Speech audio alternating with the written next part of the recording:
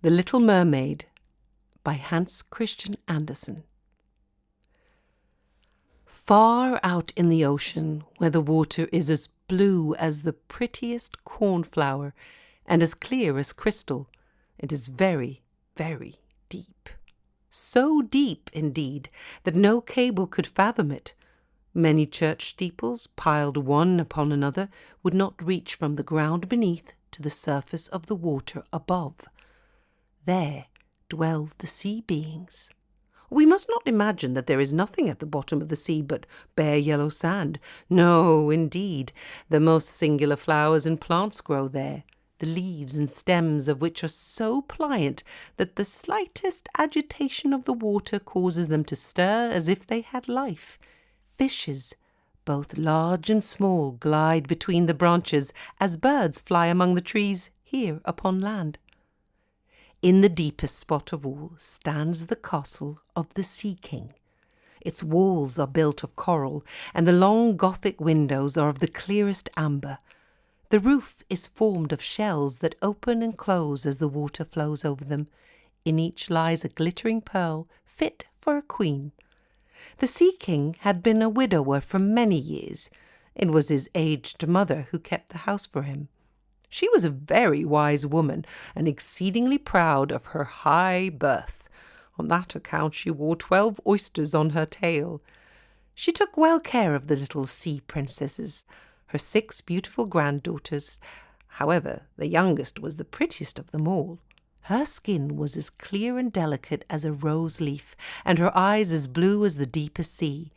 But like all the others, she had no feet, and her body ended in a fish's tail. All day long they played in the great halls of the castle amongst living flowers that grew out of the walls. When the large amber windows were opened up, all the fish swam in, just as the swallows would fly into our houses when we open our windows, although here below the fishes swam right up to the princesses and would eat out of their hands and let themselves be stroked. Outside the castle there was a beautiful garden, in which grew bright red and dark blue flowers, and blossoms like flames of fire. The fruit glittered like gold, and the leaves and stems waved to and fro continually. Each of the young princesses had a little plot of ground in the garden where she might dig and plant as she pleased. One arranged her flower bed into the form of a whale. Another thought better to make hers like the figure of a little mermaid.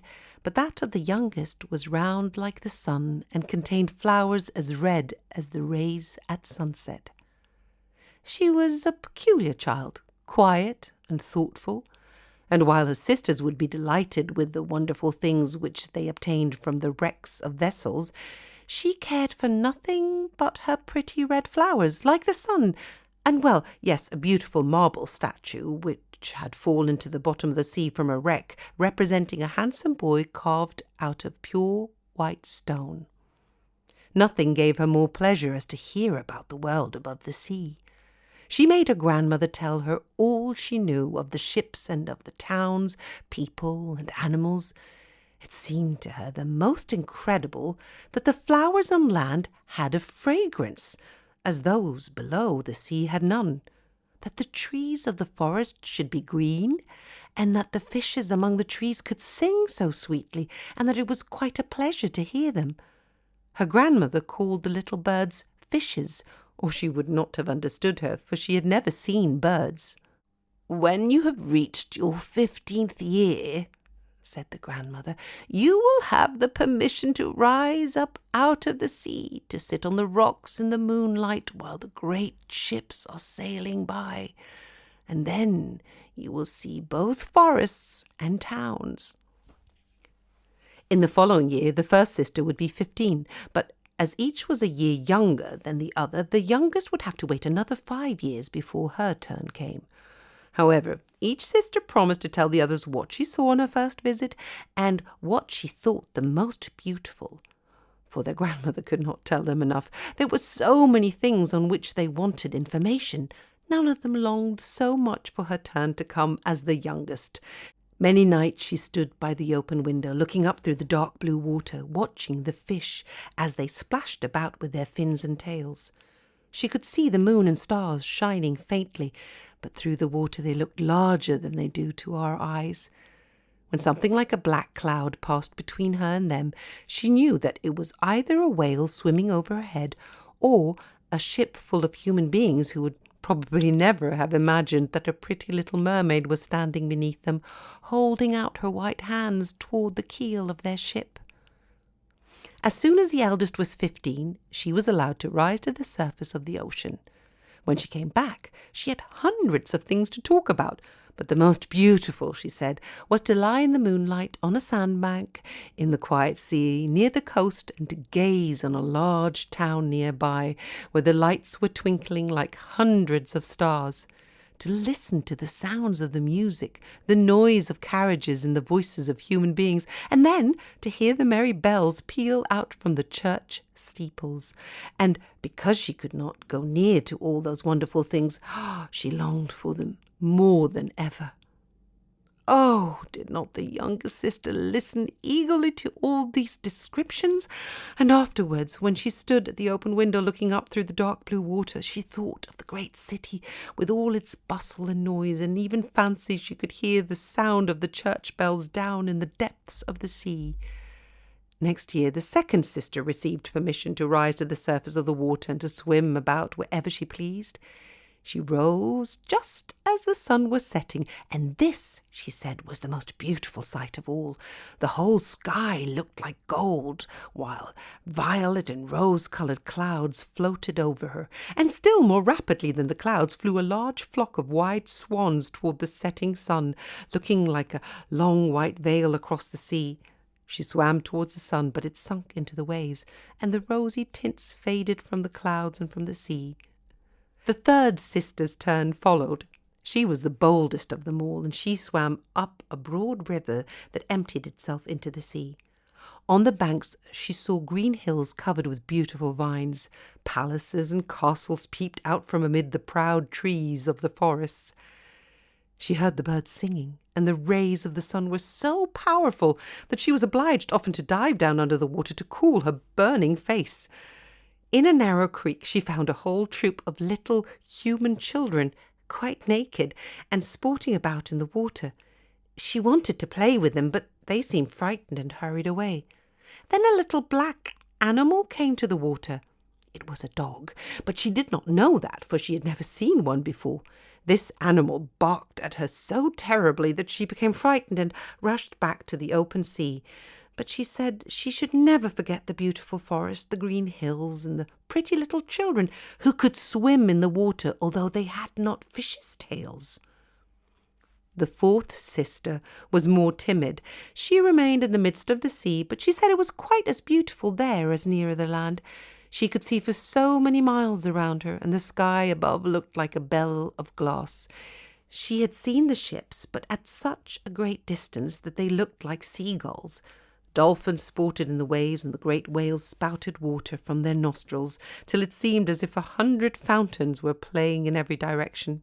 The fifth sister's birthday occurred in the winter, so when her turn came, she saw what the others had not seen the first time they went up.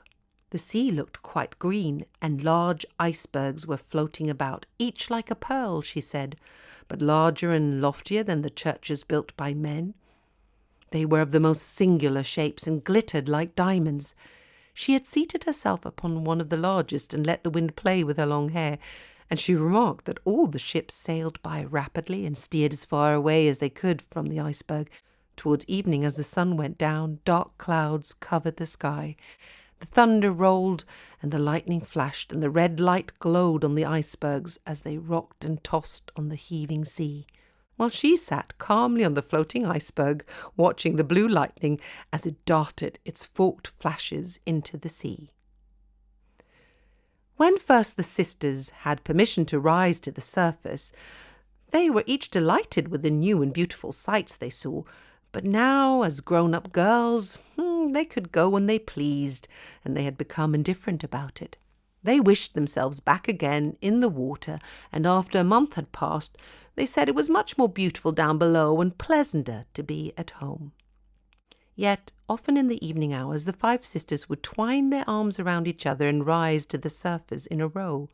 They had more beautiful voices than any human being could have, and before the approach of a storm, and when they expected a ship would be lost, they swam before the vessel and sang sweetly of the delights to be found in the depths of the sea, and begging the sailors not to fear if they sank to the bottom.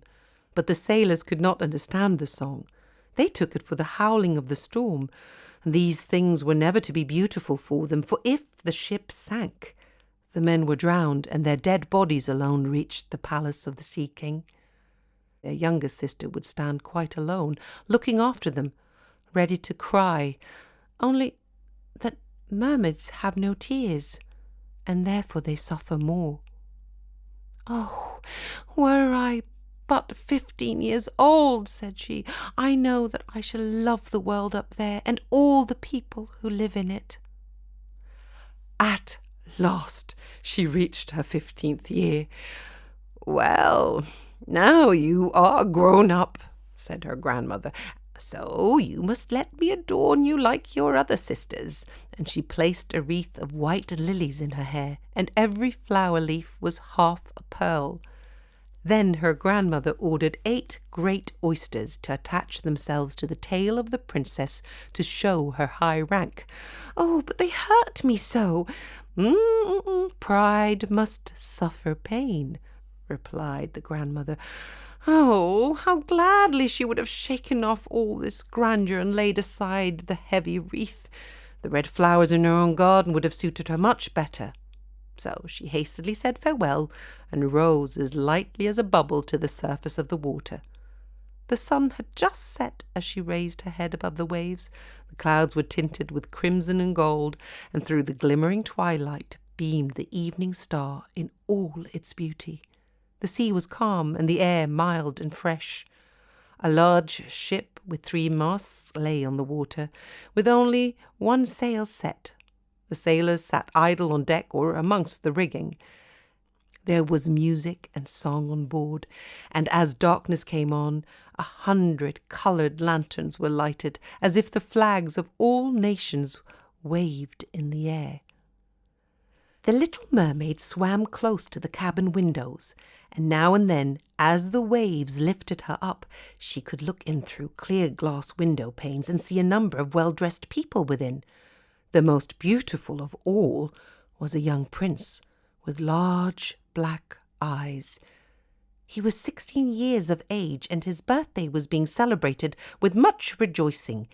The sailors were dancing on deck, but when the prince came out of the cabin, more than 100 rockets rose in the air, making it as bright as day.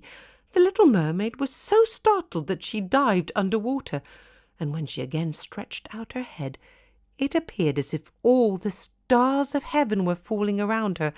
She had never seen such fireworks before. Great sun-spurted fire about, splendid fireflies flew into the blue air, and everything was reflected in the clear, calm sea beneath. The ship itself was so brightly illuminated that all the people and even the smallest rope could be distinctly and plainly seen. And how handsome the young prince looked as he pressed the hands of all present and smiled at them, while the music played through the clear night air. It was very late, yet the little mermaid could not take her eyes from the ship or from the beautiful prince.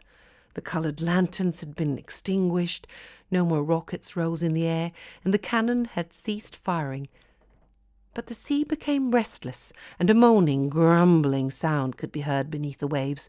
Still the little mermaid remained by the cabin window, rocking up and down on the water, which enabled her to look in. Soon the waves rose higher, heavy clouds darkened the sky, and lightning appeared in the distance. The waves rose mountains high, as if they would have overtopped the mast, but the ship dived like a swan between them, and then rose again on their lofty foaming crests. To the little mermaid this appeared pleasant sport, not so to the sailors.